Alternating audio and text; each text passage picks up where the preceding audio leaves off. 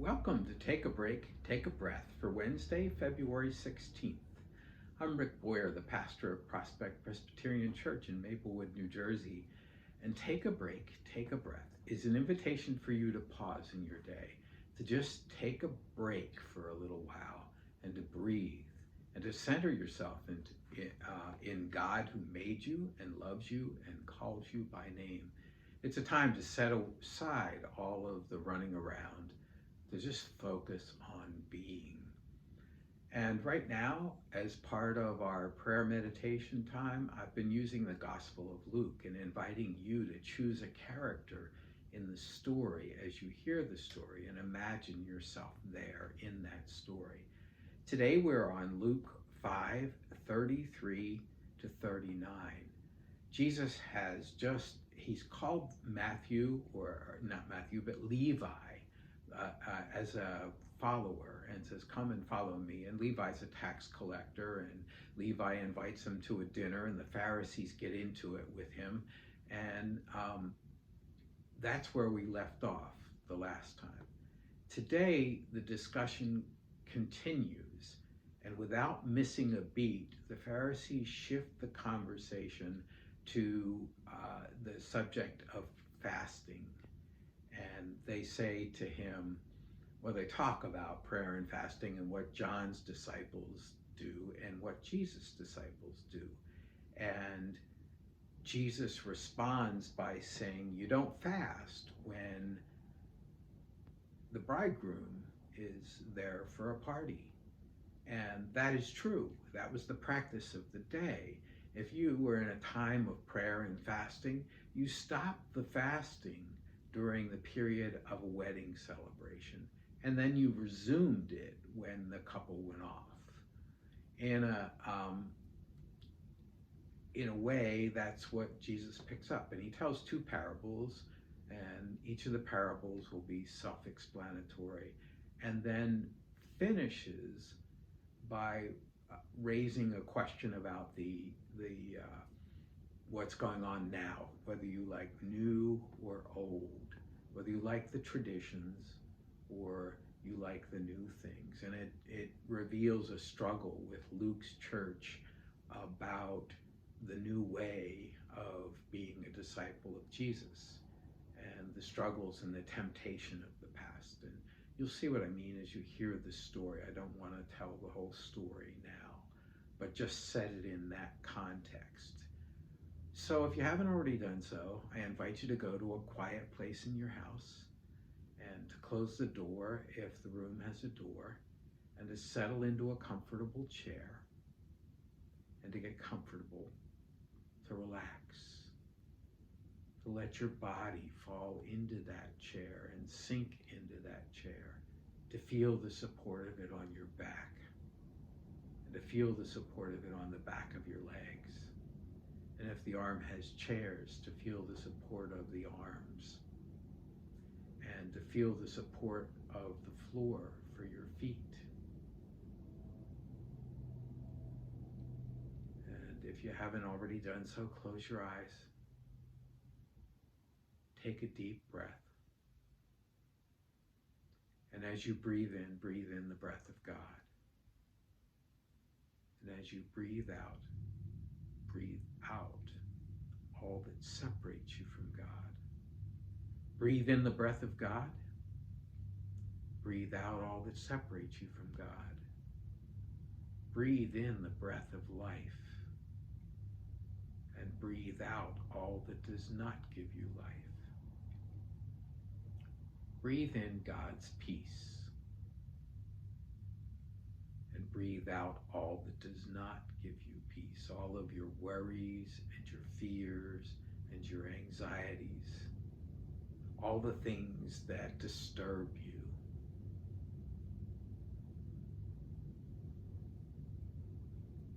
And imagine that with each deep breath,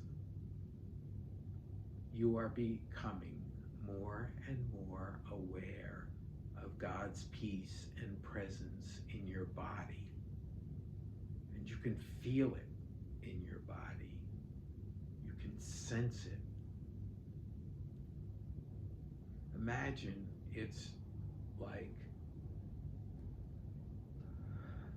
like warm water running over top of you, like a shower. So the peace of God comes as it washes down over your head, and it calms your mind. The presence of God as it comes to your face unclenches your jaw, takes the furrows out of your brow, allows you to smile. And as the peace of God comes to your neck, the tensions in your neck unwind.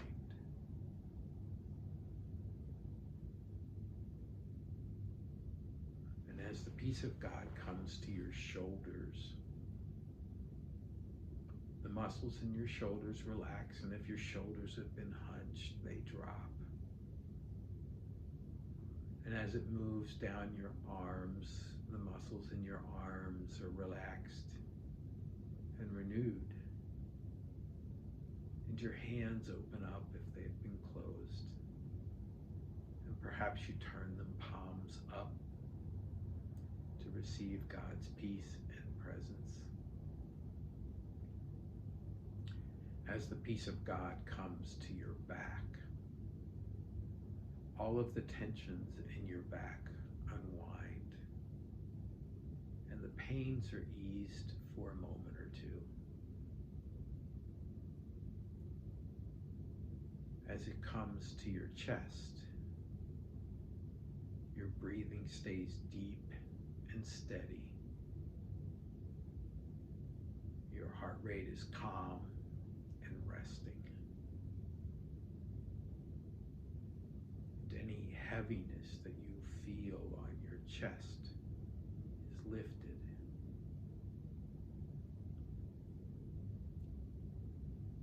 As the peace of God comes to your stomach and your abdomen, the distress that might be in your abdomen floats away. The jitteriness or the flutters in your stomach are calm.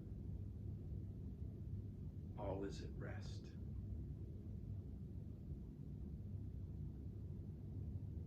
As the peace of God comes to your legs, your thighs and your calves relax. Any pains you have are eased. And it moves down to your feet all the way to the tip of your big toes. Your feet feel refreshed and cared for. The peace of God is touching you from head to toe. God's presence surrounds you and touches every part of who you are.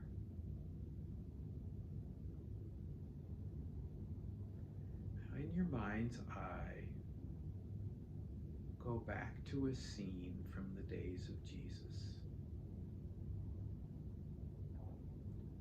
Jesus is there. His disciples are there.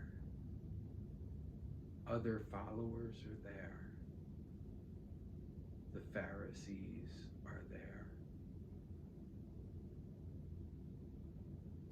Who will you be? From whose perspective do you want to see this story? Pick one.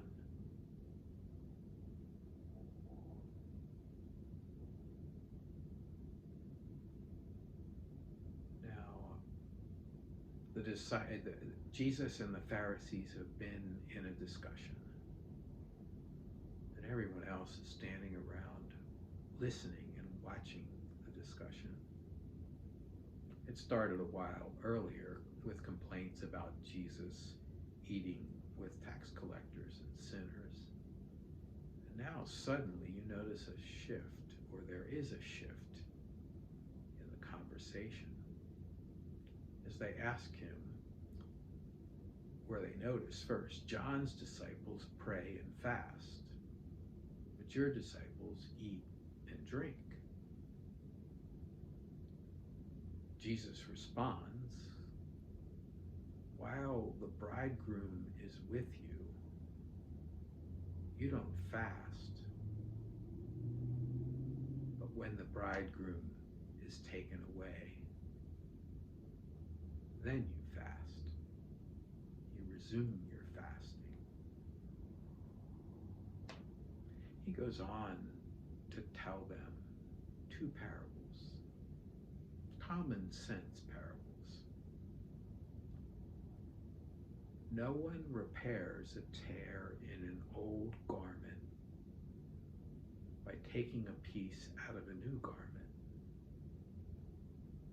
Otherwise, the new garment and the old garment would be ruined.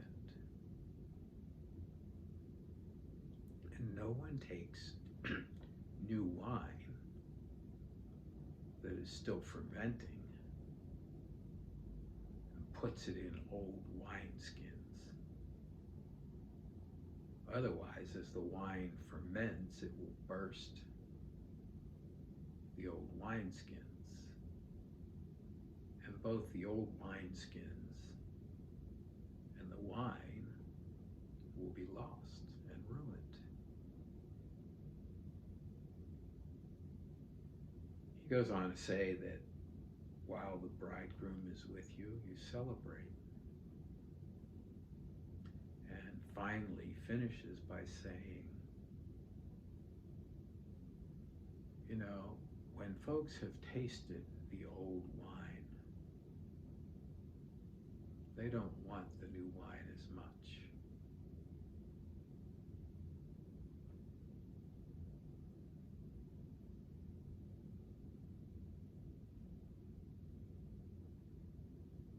What did you notice from the perspective of where you are right now?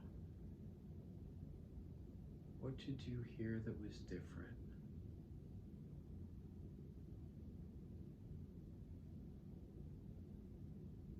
What questions does it raise for you?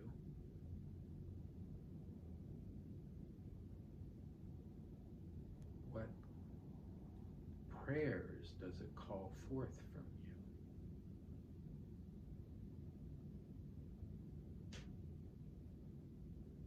Jesus catches your eye, assuming you're not Jesus, and invites you to sit and talk about what just happened. I'll be quiet while the two of you talk.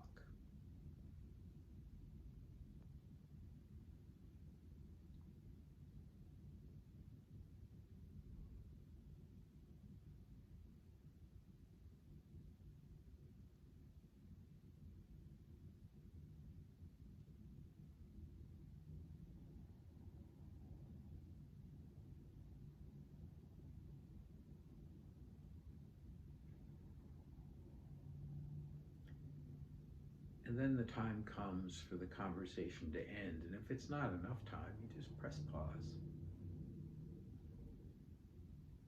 And the two of you end the conversation in whatever way is appropriate. You say goodbye. And you allow that image to fade away. And you bring yourself back to the room where you are. And when you're ready, open your eyes. That's Take a Break, Take a Bath for Wednesday, February 16th. If you have feedback for me, or if you want to talk or pray, send an email and we'll make arrangements to talk and pray together real soon. My email is rick@prospectchurch.org.